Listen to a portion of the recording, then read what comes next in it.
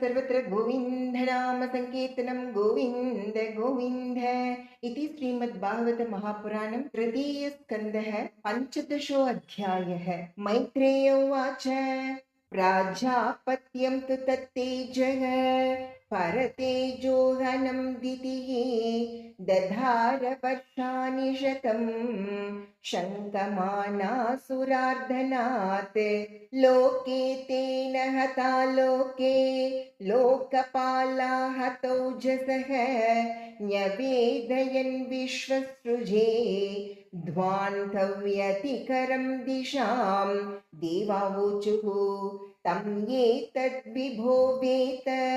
संविघ्नायद्वयं वृषं न ह्यव्यक्तं भगवतः कालेनास्पृष्टवर्त्मनः देवदेव जगद्धातः लोकनाथ शिखामणि परेषामपरेषां त्वं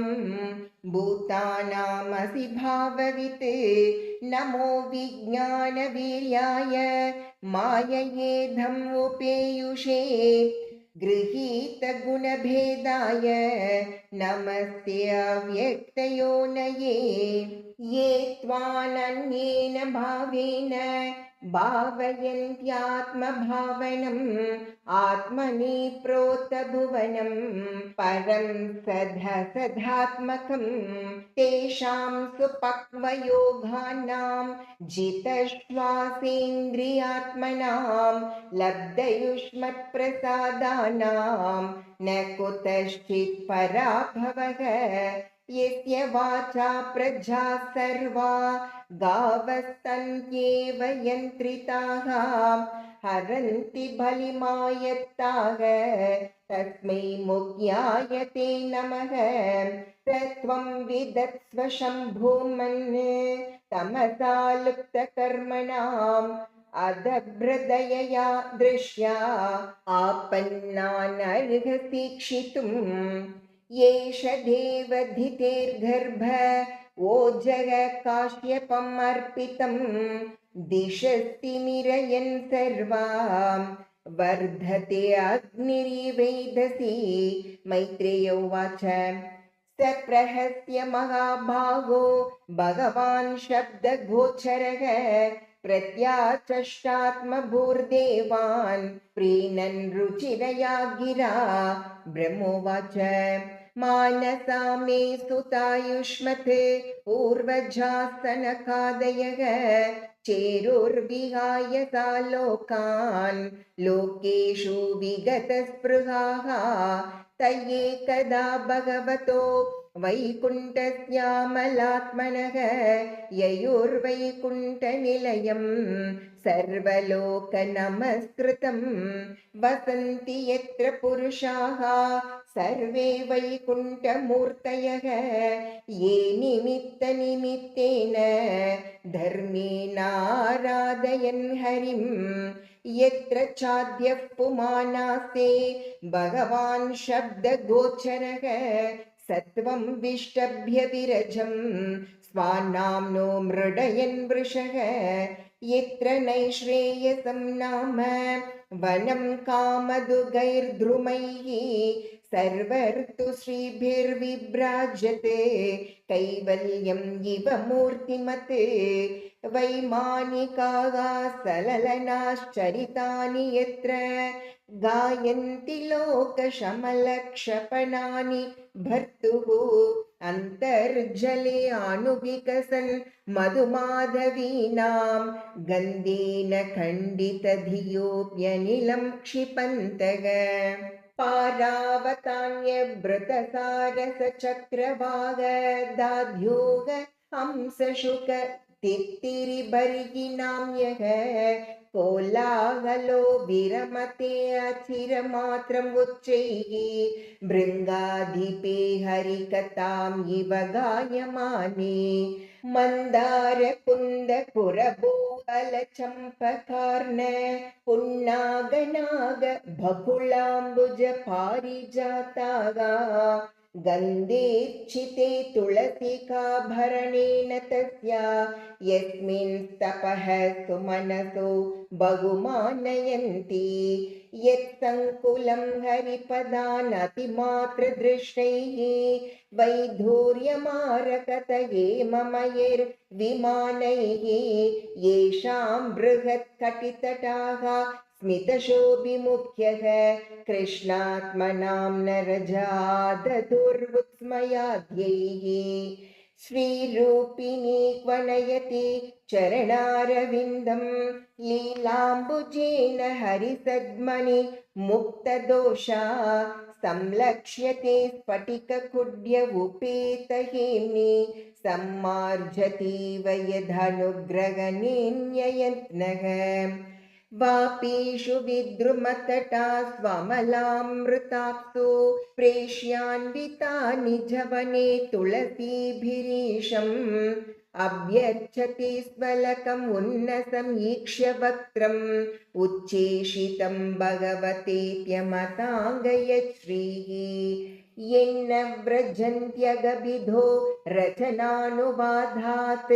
शृण्वन्ति येन्य विषयाः कुकतामदिग्निः यास्तु श्रुता हतभगैर्नृभिरातसाराः तांस्तान् क्षिपन्त्य शरणेषु तमस्सु हन्त याभ्यर्थितामपि च नो नृगतिं प्रपन्ना ज्ञानं च तत्त्वविषयं सह धर्म यत्र नाराधनं भगवतो वितरन्त्यमुष्य सम्मोहिता विततया भतमाययाति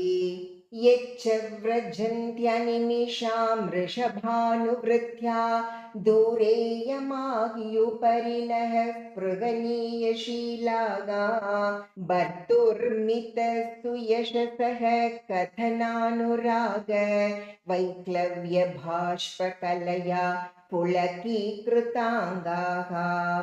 तद्विश्वगुर्वधिकृतं भुवनैकवन्ध्यं दिव्यं विचित्रविबुधाग्र्यविमानशोचिः आपुः परामुदमपूर्वम् उपेत्य योग मायाबलेन मुनयः तदतो विकुण्ठम् तस्मिन्नतीत्य मुनयः षड्सज्जमानाः कक्षाः समानवयसावत सप्तमायां देवावचक्षत गृहीत गदौ परार्घ्य केयूरकुण्डलकिरीटविटङ्कवेषौ मत्तद्विरेपवनमालिकया निभीतौ विन्यस्तया स्थितचतुष्टय बाहुमध्ये वक्त्रं भ्रुवा कुटिलया स्फुटनिर्गमाभ्यां रक्तीक्षणेन च मनाग्रभसं दधानौ द्वार्ये तयोर्निविविशोर्मिषतोरपृष्ट्वा पूर्वागता पुरटवज्रकपाटिकायाः सर्वत्र ते विषमया मुनयस्वदृष्ट्या ये सञ्चरन्त्यविहता विगताभिशङ्काः तान् वीक्ष्य वातरशनां चतुरः कुमारान् वृद्धान् दशार्धवयसो विदितात्मतत्त्वान् वेत्रेण चास्कलयतामथ दर्हणांस्तौ तेजो विहस्य भगवत्प्रतिकूलशीलो ताभ्यां निषत्स्मनिमिषेषु निषिध्यमानाः वर्हत्तमाह्यपि हरेः प्रतिहारपाभ्याम् ऊचुः सुहृत्तमधिदृक्षितभङ्गईषते कामानुजेन सहसात उपप्लुताक्षाः मुनय ऊचुः को वां इहैत भगवत्परिचर्ययोचैः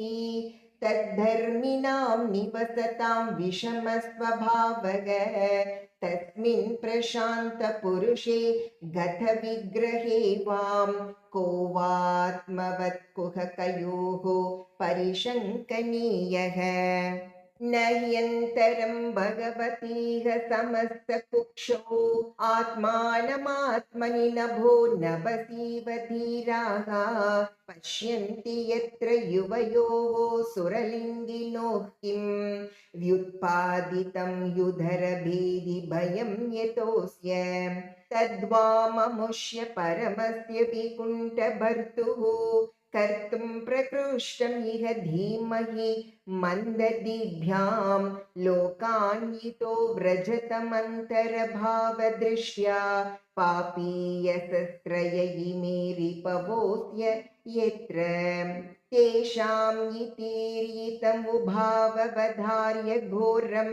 तं ब्रह्मदण्डमनिवारणमस्त्रभूकैः सद्यो हरेरनुचरावुरु बिभ्यतस्तत् पादग्रहावपततामपि कातरेण भूयादघोनि भगवद्भिरकारिदण्डो यो नौ हरेत सुरकेलनमप्यशेषं मावोऽनुतापकलया भगवत्स्मृतिघ्नो मोहो भवेद्येह तु नौ व्रजतो रदोधः एवं तदैव भगवान् अरविन्दनाभः स्वानां विबुध्य सदतिक्रममार्यहृद्यः तस्मिन् ययौ परमहंसमहामुनीनाम् अवेशनीयचरणौ चलयन् सहस्रीः तं त्वागतं प्रतिहृतौपैकं स्वपुंभिः ते चक्षताक्षविषयं स्वसमाधिभाग्यं हंसश्रियोर्व्यजनयोः शिववायुलोलते शुभ्रातपत्रशशिकेसरशीकराम्भुं कृत्स्नप्रसादसुमुखं स्पृहणीयधाम स्नेहावलोककलया हृदि संस्पृशन्तं श्यामे पृतौ रसि शोभितया श्रिया स्वः चूडामणिं सुभगयन्तम् इवात्मधिष्ण्यं पीतांशुके प्रतुनितिम्भिनि विस्फुरन्त्यां काञ्च्यालिभिर्विरुतया वनमालया च वल्गुप्रकोष्ठवलयं विनता सुतांसे विन्यस्तहस्तं इतरेण दुनानमब्जम् विद्युत्क्षिपन्मकरकुण्डलमण्डनार्घ गण्डस्थलोन्नसमुखं मणिमत्किरीटं दोर्दण्डषण्डविवरे हरतापराघ्य हारेण गन्धरगतेन च कौस्तुभेन अत्रोपसृष्टम् इति चोत्स्मितम् इन्दिरायाः स्वानां धिया विरचितं बहुसौष्ठवाढ्यं मह्यं भवस्य भवतां च भजन्तमङ्गं नेमुर्निरीक्ष्य न वितृप्तदृशो मुदा कैः तस्यारविन्दनयनस्य पदारविन्द किञ्चल्कमिश्र तुलसी मकरन्दवायुः अन्तर्गतः स्वविवरेण चकार तेषां संक्षोभमक्षरजुषामपि चित्ततन्वोः ते वामुष्य वदनासितपद्मकोशम् उद्वीक्ष्य सुन्दरतराधरकुन्दहासं लब्धाशिषः पुनरवेक्ष्य तदीयमङ्ग्रे द्वन्द्वं नखारुणमनिश्रयनं निदध्युः पुंसां गतिं मृगयताम् इह योगमार्गैः ध्यानास्पदं बहुमतं नयनाभिरामं पुंस्नं वपुर्दर्शयानम् अनन्यसिद्धैः औत्पत्तिकैः समघृणन्युतमश्चभोगैः कुमाराऊचुः यो अन्तर्हितो हृदि गतोऽपि दुरात्मनां त्वं सोऽध्यैव नो नयनमूलमनन्तराद्धः यर्ह्येव कर्णविवरेण गुहां गतो नः पित्रानुवर्णितरगा भवदुद्भवेन तं त्वां विदाम भगवन् परमात्मतत्त्वं न सम्प्रतिरतिं रचयन्तं येषां यत्ते अनुतापविदितैर्दृढभक्तियोगैः उद्ग्रन्थयो हृदि विदुर्मुनयो विरागाः नात्यन्तिकं विगणयत्यपि ते प्रसादं किन्त्वन्यदर्पितभयं भ्रुव उन्नयैस्ते ये गत्वदङ्घ्रिशरणा भवतः कथायाः कीर्तन्यतीर्थयशसः कुशलारसज्ञाः कामं भवः स्ववृजिनैर्निरयेषु नस्तात् चेतोलिबध्यदिनुते पदयोरमेत वाचश्च नस्तुलसि बध्यदि तेऽङ्घ्रिशोभागा पूर्येतते गुणगणैर्यदि कर्णरन्ध्रः प्राधुश्च कर्तयदिदं पुरुहूतरूपं तेनेष निर्वृतिमवापुरलं दृशो नग तस्मायिदं भगवते नमयिद्विदेम यो अनात्मनां दुर्दयो भगवान् प्रतीतः इति श्रीमद्भागवते महापुराणे पारमहंस्यां संहितायां तृतीयस्कन्धे जयविजययोः सनकादिशापो नाम पञ्चदशोऽध्यायः। सर्वत्र गोविन्द नाम संकीर्तनं गोविन्द गोविन्द।